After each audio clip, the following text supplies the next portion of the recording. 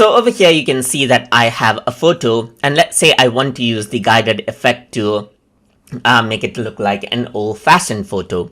So to do that, you can go around onto guided mode right here, and once you go around, you can go under fun edits, and under fun edits you can see old-fashioned photo is an option. So you can go around and click on this, and what happens is that you get various options.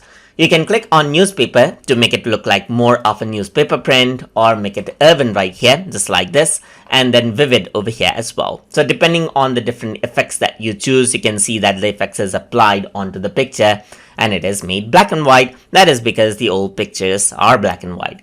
And now you can go around onto adjust tone option right here, as you can see, and then change that around over here as well. And you can go around and add in texture over here as well, just like this, to add in a bit of greens to the picture.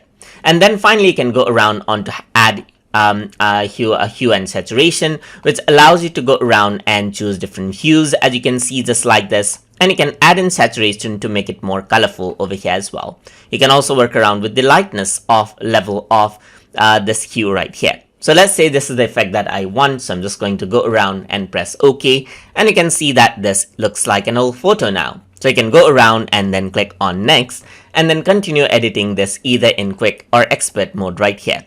So that is how you can use the guided old-fashioned photo inside of Adobe Photoshop Elements. So I hope you guys learned something as always, and as always, please like, comment, share, and subscribe.